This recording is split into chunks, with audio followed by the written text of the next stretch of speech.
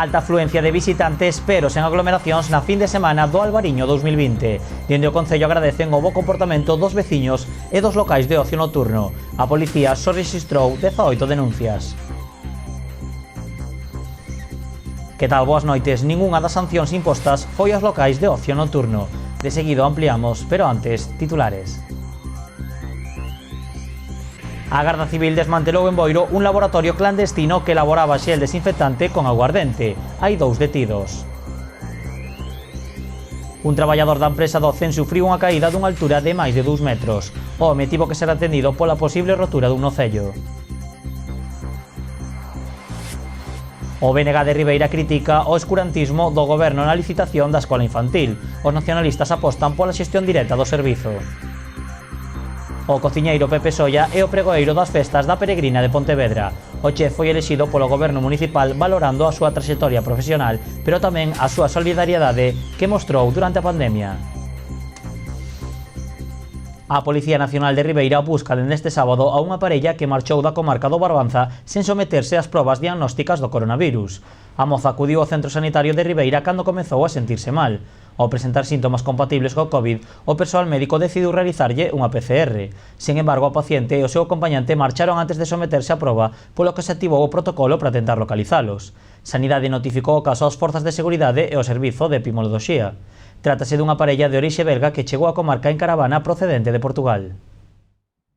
Continúan aumentando os casos activos de coronavirus. A área sanitaria de Pontevedra e o Salnés rexistrou hoxe 28 positivos, 3 máis ca onte. Deles, un paciente continúa ingresado no Hospital Montecelo e os 27 restantes evolucionan nos seus domicilios. Nesta zona, a cifra de curados ascende xa a 919 dende o inicio do plan de continxencia. Por outra banda, na área sanitaria de Santiago, a que pertence o Hospital do Barbanza, confirmáronse hoxe 24 casos activos, un menos que na xornada de onte. A Consellería de Sanidade reitera á cidadanía a importancia de utilizar o número 061 soamente para casos graves ou emerxencias. Para consultas, dúbidas ou por síntomas de leves de coronavirus, pódese chamar ao 900 400 116. Ademais, o Sergas tamén fai fincapé na importancia de que todos os viaxeiros que cheguen a Galicia e procedan de territorios con alta incidencia epidemiolóxica se rexistren no Servizo Galego de Saúde. Poden facelo ou ben na páxina web do Sergas ou no número de teléfono 881 00 2021. 2 detidos en Boiro por comercializar xel hidroalcohólico mesturado con aguardente. O produto foi distribuído principalmente en centros sanitarios. A Garda Civil requisou 7.000 litros do falso desinfectante. O xulgado número 2 de Ribeira instrúe a causa contra 2 boirenses acusados de fabricar e comercializar falso xel hidroalcohólico elaborado con augardente. O produto fabricado nun laboratorio clandestino en Boiro carecía de poder desinfectante, posto que tan só contiña un 25% de alcohol fronte ao mínimo do 70% requirido. Foi adquirido principalmente por centros de saúde e hospitais que, debido á escaseza e urxente necesidade de contar con desinfectantes, non requiriron a presentación de documentación e garantía de calidade. Foron os propios usuarios dos servizos sanitarios os que deron a voz de alarma ao detectar o forte cheiro a augardente. A Policía Xudicial de Noia iniciou entón unha investigación constatando que a empresa carecía de autorización oportuna da Axencia Española de Medicamentos e Produtos Sanitarios para a súa fabricación. A operación Quimigel, como se denominou, culminou coa detención dos 2 presuntos estafadores e o desmantelamento do laboratorio ilegal que se atopaba nunha nave avícola en Boiro. No rexistro, a Garda Civil atopou 400 litros do falso hidroxel xa envasado. Ademais, os axentes incautáronse de 6.400 litros de produto xa distribuído en hospitais e centros sanitarios de toda España. Vila García estreita vixilancia sobre o ocio nocturno na vila. Esta fin de semana a Policía Local impuxo 16 denuncias por incumprir as medidas sanitarias fronte a COVID-19. Varias están dirixidas a establecementos hostaleiros nos que grupos de persoas compartían cachimbas usando a mesma embocadura. Ademais, 8 veciños foron denunciados por non levar a máscara obrigatoria. Dende o Concello explican que están a instruir os expedientes que irán acompañados da proposta de sanción que corresponda en cada caso. Rabella xa advertirá a semana pasada que intensificará as inspeccións ao ocio nocturno e que levaría o importe das sancións a impoñer. Unha postura coa que intentan fomentar o cumprimento das normas sanitarias para evitar os regromos de coronavirus. O Concello de Pontevedra exixe a Xunta de Galicia que asuma o financiamento da limpeza extraordinaria dos colexios derivada da COVID-19, un sobrecusto que ascende a casi 1 millón de euros e que, segundo o Goberno Municipal, é competencia da Administración Autonómica. Neste protocolo derivado da situación da COVID-19, hai toda unha serie de obrigas en materia de limpezas extraordinarias como consecuencia desta pandemia e que a Xunta pretende que recaian sobre os concellos. Son limpezas extraordinarias, son consecuencia dunha situación sanitaria concreta e, como decía antes, os concellos non temos competencias nen en educación nen en sanidade, polo tanto que non temos que asumir eses traballos extraordinarios derivados dunha crise sanitaria. A Xunta de Galicia ven seguindo unha norma moi clara en todo este tempo, que é eludir as súas responsabilidades, botar balóns fora e cargar esa responsabilidade aos concellos, que vimos asumindo ao longo de toda esta pandemia cuestións que deberían ser asumidas pola Xunta de Galicia e das que non vemos que a Xunta estea disposta nin siquiera a colaborar. Creo que é o momento de que a Xunta de Galicia deixe de utilizar os concellos como pagafantas e que nos trate con respeto e que fale con nós, que fale con todos, que fale coa FEGAM, que fale coas FAMPAs, que se senta a falar e que entenda que hai que encontrar unha solución, porque do comenzo do curso, de como comence o curso, de se o curso comeza ben ou mal, dependen moitas cousas. Na Xunta de Goberno Local acordaron tamén apoiar as reivindicacións das FAMPAs de Pontevedra co obxectivo de resolver os problemas que rodean nestes momentos os comedores, o Plan Madruga e as actividades extraescolares. Ademais, o Concello de Pontevedra emprazará a Xunta de Galicia a abrir un proceso de diálogo coa comunidade educativa e coa FEGAMP.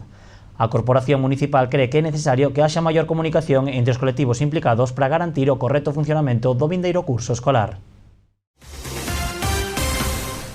Como adiantábamos ao comezo das novas, a fin de semana do Albariño 2020 transcorreu en Cambados con tranquilidade.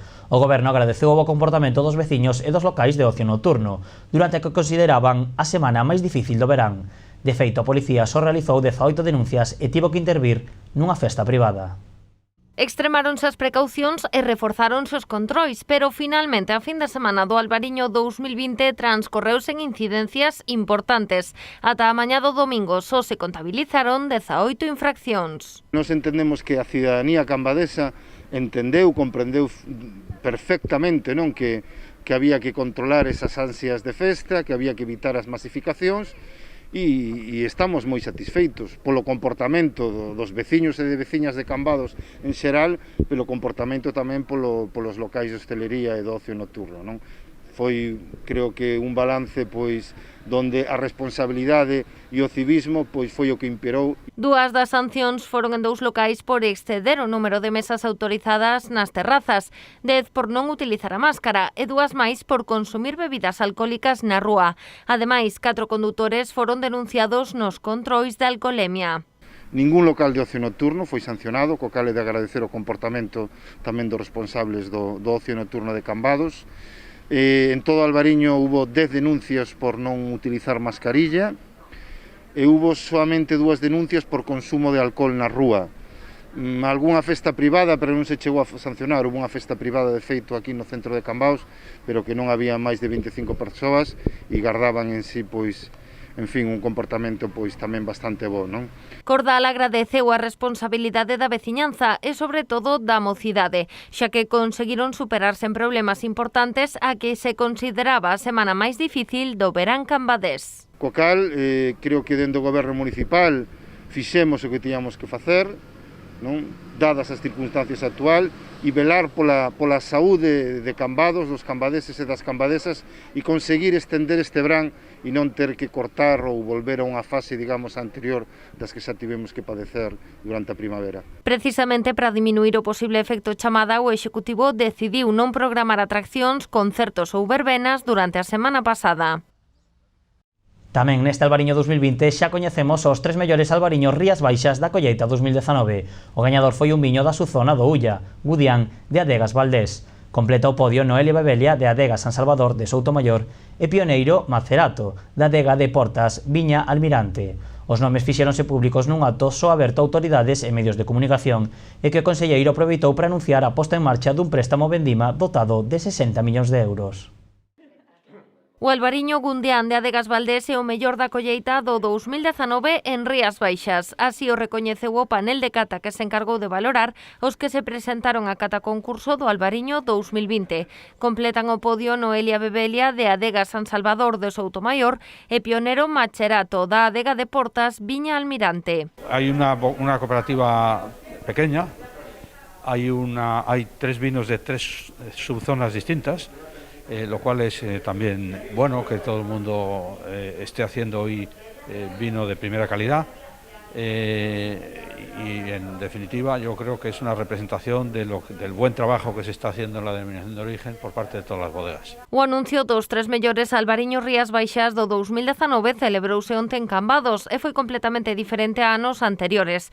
Foi un acto só aberto a autoridades e prensa, pero todos destacaron a importancia de manter esta acción na programación do albariño. Entendíamos que este ano, o albariño 2020, tiña que manter ese espírito, esa tradición, sobre todo dos actos centrais e principais do que era a festa do albariño, que este ano quixemos de quitar esa palabra festa precisamente para evitar aglomeracións de persoas en determinados lugares, como estaba a correr durante os anos anteriores, porque sobre todo o que queríamos era priorizar a saúde. O evento deixou un importante anuncio pro sector. O conselleiro do Medio Rural explicou que a Xunta está a deseñar un préstamo dirixido ás adegas para que poidan mercar a uva aos viticultores a prezo de mercado, unha liña que estará dotada de 60 millóns de euros. E dándolle unhas condicións financeiras para que non sufran na devolución deses cartos, é dicir, unha vez que compren a uva, manter un préstamo cun ano de carencia e 4 anos de amortización para poder facer frente á compra da uva. Beneficiamos as bodegas, pero tamén beneficiamos os viticultores, porque o que pretendemos é que esa uva se compre en condicións normais de mercado. Dende o sector recoñecen as dificultades que viviron durante a pandemia e que seguen a sufrir pola incidencia da COVID-19. Aínda así, o Consello Regulador lanzou unha mensaxe de ánimo. Que hoy nuestra situación puede ser de esperanza. Los que auguraban que la cosecha 2020 se quedaría en las parras, quienes decían que el precio de la uva se derrumbaría, los que preveían cierres masivos de bodegas, afortunadamente no acertaron. Con la incertidumbre que todavía planea sobre nosotros, podemos decir que la buena cosecha que esperamos en Rías Baixas se transformará íntegramente en el magnífico Rías Baixas. Non todo van a ser malas noticias para o sector vitivinícola. De feito, este ano agardan que a colleita sexa boa. O Consello Regulador da Denominación de Orixe Rías Baixas aprobou o informe da Mendima que comezará a principios do mes de setembro. Calculan que se acadarán os 37 millóns de kilos de uva. La previsión es de alrededor de 37 millones de kilos de uva, por lo tanto es una cosecha más o menos un 15% por encima de la cosecha pasada. Claro que todo está sujeto a variaciones dependiendo de la meteorología, si llueve, no llueve, etcétera, ¿no? Y realmente creo que es una buena noticia porque, como decía antes en mi intervención durante la entrega de esto, la lectura de los premios, las bodegas han estado en general vendiendo bien. El año pasado hubo una cosecha menor, por lo tanto no había acumulación de vino en las bodegas y necesitábamos una buena cosecha. Yo creo que es una buena noticia. Continuamos en Cambados porque este domingo tamén estivo na vila o presidente da Xunta. Xa a tradición que Alberto Núñez Feijóo preside o acto de investidura de damas e cabaleiros do capítulo serenísimo do Albariño, evento que finalmente foi cancelado pola COVID-19. Así as cousas, o mandatario popular quixo amosar o seu apoio á orde, a Cambados e ao sector vitivinícola. E queremos dende aquí, neste ano número 51 que sería da reunión do capítulo serenísimo do Albariño, volver a testemunhar o noso compromiso co sector vitivinícola, desde o punto de vista medioambiental, desde o punto de vista industrial, desde o punto de vista da tradición galega, estar hoxe aquí mandando unha mensaxe de confianza. Temos que administrar unha pandemia, e por razóns de seguridade e de saúde pública, eu agradezo moitísimo a todos os viticultores, os adegueiros e o capítulo serenísimo esta decisión de non celebralo, o cual non significa que esquezamos o compromiso incuestionable e atemporal con este sector que tanto nombre nos dá nas mesas, nos manteles, nos hotéis, nos restaurantes de todo o mundo. Continuamos nas novas do día. Accidente laboral este mediodía no polígono Campadés de Sete Pías. Un traballador da empresa Docen sufriu unha caída dunha altura de 2 ou 3 metros, segundo os servizos de emerxencias. O home de 32 anos e veciño de Vila García tivo que ser atendido pola posible rotura do nocello dereito e dor nas costas. Foi trasladado ao Hospital Domínguez de Pontevedra. A Garda Civil de Cambados é a encargada de instruir as diligencias do caso. O Concello de Pontevedra aprobou hoxe a nova ordenanza de mobilidade e espazos públicos, unha normativa na que se inclúen as limitacións de velocidade no centro histórico, así como tamén a regulación sobre os patinetes eléctricos. A Xunta de Goberno local aprobou esta mañá a nova ordenanza de mobilidade e espazos públicos, unha normativa que será abordada no vindeiro pleno municipal e que podería entrar en vigor no mes de outubro. Nos agardamos e temos a esperanza, por coherencia, de que non teña especial dificultades, sino que agardamos que incluso aprobe por unanimidade do pleno. Esta ordenanza xa pasou polo pleno municipal de febreiro e tras ser aprobada naquela sesión, abrirase un prazo para presentar as alegacións pertinentes. A máis relevante das que se admitiron foi que nas zonas de preferencia, cando haxa, digamos, coexistencia entre peóns e vehículos, vehículos de calquer tipo, motorizados ou non, pois puñíase 2 metros para poder superalo, e por analoxía co que pon a legislación sobre as bicicletas e vehículos, baixou 1,5, non? Nesta nova ordenanza incorporáronse todas as medidas adoptadas nos últimos anos polo Goberno municipal. Por exemplo, nesta normativa incluíronse todas as limitacións de velocidade no centro histórico, así como tamén a regulación das bicicletas e patinetes eléctricos. Cando un vai en bicicleta, pois boa parte, polo que observamos, boa parte dos ciclistas van pola calzada, que por non teñen que ir, excepto os críos, van pola calzada, pero outros buscan o refuxio de ir pola beira rúa, que así van máis seguros, creando perigo aos peóns. Eso non pode ser. Por lo tanto, igual que os vehículos de mobilidade persoal, que estaba vendo algúns dunha potencia nas condicións, que van máis rápido que os coches pola calzada, é que circulan ben pola beira rúas, e non pode ser. Con esta nova normativa, todas as vías do rural pasarán a ser de preferencia peonil e, polo tanto, ao igual que no centro da cidade, os maiores de 13 anos que conduzan unha bicicleta ou un patinete deberán circular pola calzada. No caso de ir pola beira rúa, as sancións poden ascender a 200 euros. 31,5%. Esa é a cantidade que rebaixará o Concello de Pontevedra na taxa anual de veladores, unha porcentaxe que se traduce nunha redución de 65.000 euros e que dá resposta a unha das demandas dos hostaleiros tras a inactividade dos seus negocios durante a pandemia. Os servizos económicos do Concello o que poden facer é dicir, bueno, pois temos estes recibos que son de carácter anual, entón vamos a aplicarlle a cada caso o tempo en función da taxa que paga, pois esta rebaixa do 31,5, porque é o tempo que se considera que non hai actividade en función deso. Logo, se hai alguén que pola razón que sexa estivo pechado moito máis tempo e non exerceu a actividade, sempre ten a opción de dar de baixa. Hai pagos temporais, non todos os recibos teñen de vengo anual no caso da taxa de veladores, e se hai algún caso concreto, bueno, pois ese caso concreto hai que estudialo en concreto. A Corporación Municipal de Lousame aprobou a modificación puntual do seu pensión cos votos a favor de PP e BNG e a abstención do PSOE. Trátase dunha modificación non esencial a primeira en 16 anos, derivada das necesidades de crecemento do municipio. Os socialistas xustificaron a súa abstención na falla de tempo para estudar a documentación, polo que manterán unha serie de reunións coa equipa técnica. Farán ao longo destes 2 meses de exposición pública nos que os afectados poderán presentar alegacións e se requerirán os informes pertinentes para a súa aprobación definitiva. Durante este período non se suspenderá a concesión de licenzas para axilizar diversas actuacións pendentes no municipio, algunhas mesmo vinculadas a subvencións que poderían perderse de non cumprir cos prazos.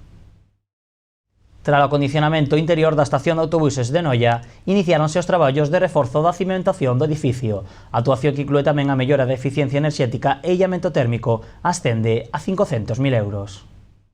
A As obras da estación de autobuses de Noia suporán unha importante remodelación funcional, pero tamén estética desta instalación, construída hai máis de 30 anos. Finalizada a primeira fase consistente no acondicionamento interior do edificio, comezaron xa os traballos exteriores de reforzo da cimentación. Se está xa executándose como é o acondicionamento interior desa estación de autobuses. Fíxose unha primeira fase fai 2 anos aproximadamente, agora faise esta segunda fase que supón pois unha consolidación do edificio, dado que tiña certos problemas de repisamento e de asentamento por tratarse dunha zoa de recheo.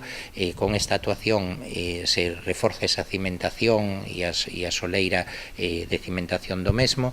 Fanse tamén unha serie de melloras na eficiencia enerxética, nas condicións de iluminación, aillamento térmico e acústico do edificio, e ao mesmo tempo vai a supoñer unha remodelación estética, tamén a dotación de caldeira de biomasa para mellorar a eficiencia e disminuir o consumo dese edificio e, bueno, pois, digamos, ofrecer unha imaxe actualizada e renovada de unha instalación que levaba pois prácticamente 30 anos dende a súa construción sin renovar ou sin modificar. O orzamento entre as súas fases ascende a preto de 500.000 euros, subvencionados pola Consellería de Infraestruturas e Mobilidade. O BNG de Ribeira critica a falla de información por parte do Goberno con respecto á licitación da xestión da escola infantil. Din os nacionalistas que tiveron coñecemento do proceso por medio da prensa.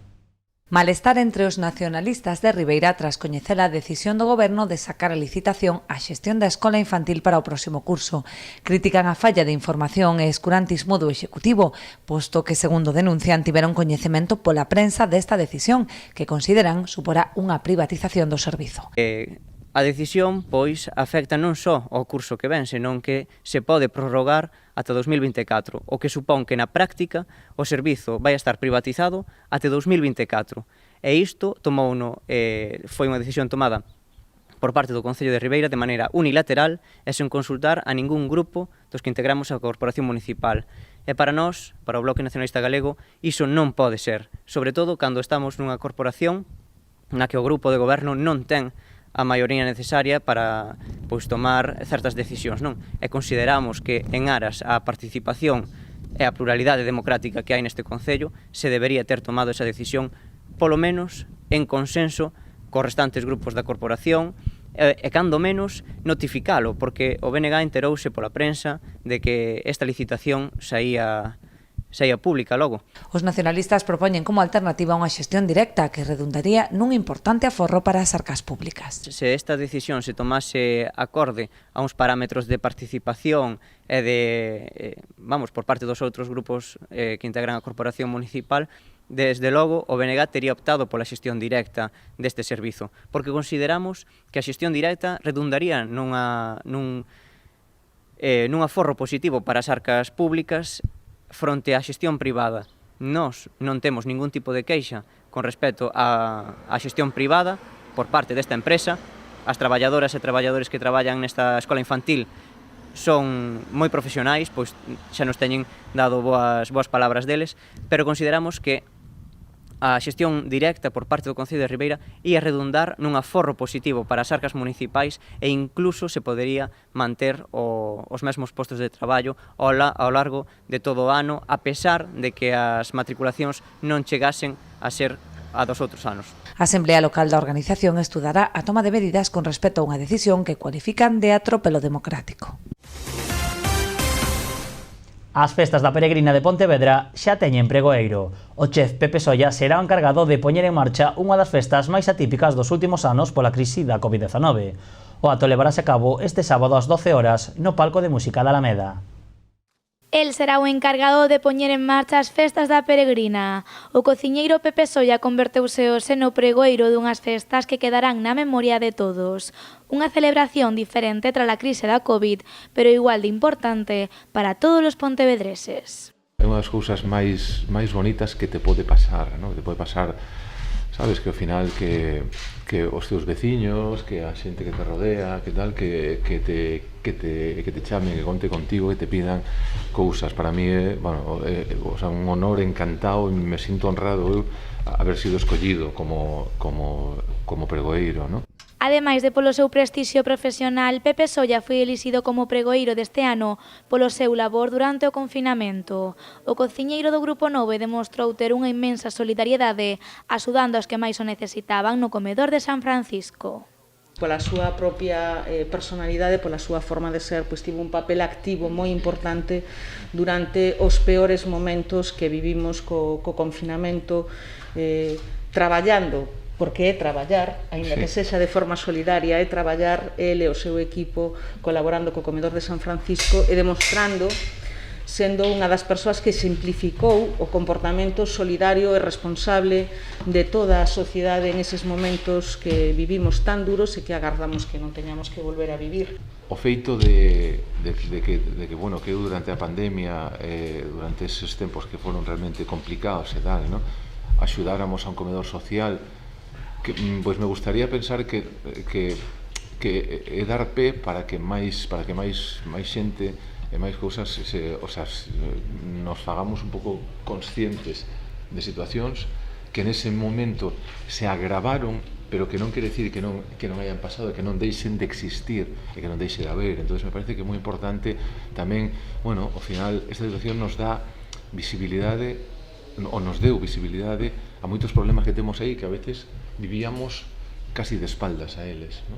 E como este ano, tras a crise da Covid, nada é igual a outros veráns, o Concello de Pontevedra decidiu mudar o escenario tradicional da lectura do pregón. Pepe Solla estreará o palco de música da Alameda este sábado ás 12. O fará, iso sí, sen guitarra.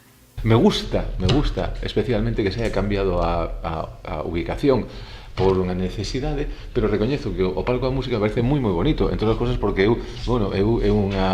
para mí é un hobby, como, bueno, creo que xa é máis que coñecido e tal, é un hobby o tema pois da música, entonces estar no palco da música me fai especial ilusión. Non é que vaya levar a guitarra, pero que parece que é bonito, ¿no? O sea, o palco da música porque non hai festa sin música, ¿no? Entonces parece que é unha ubicación moito máis bonita. Pepe Solla xogou un papel moi importante durante a crise da Covid e agora volverá a ser fundamental nas festas máis populares da cidade. E aínda que o cociñeiro asegurou hoxe non ter nada escrito polo de agora, o que está claro é que fará o pregón co mesmo cariño e entusiasmo que pon en cada un dos seus pratos. Tamén Ribadumia queda este ano sen Festa do Pan. O Concello decidiu suspender a celebración que cada ano enche de actividade a Carballeira e os Muiños do Batán. O Goberno local tomou esta decisión, aseguran, de xeito meditado, tras analizar a situación de incerteza que se está a vivir por mor da pandemia. O Executivo considera que se trata da mellor decisión debido á dificultade de dar cumprimento ás medidas de prevención estipuladas e garantir a seguridade dos asistentes para evitar posibles contaxios. Representantes dos 9 concellos do Camiño da Ría de Muros-Noia asinaron esta mañá en Santiago a constitución oficial da asociación que promove o desenvolvemento, defensa e promoción deste itinerario xacobeo. Durante este acto de constitución oficial procedeuse a aprobación dos estatutos, orzamento e programa de acción para este ano, así como a designación da súa xunta directiva presidida pola alcaldesa de Lousame, Teresa Villaverde. A creación desta asociación supón un paso máis no compromiso destes 9 concellos no proceso iniciado para que este itinerario sexa recoñecido oficialmente como Camiño de Santiago a efectos de patrimonio cultural e ruta turística xacobea.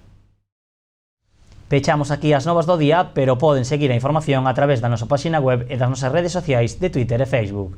Volvemos mañá con máis noticias. Boas noites.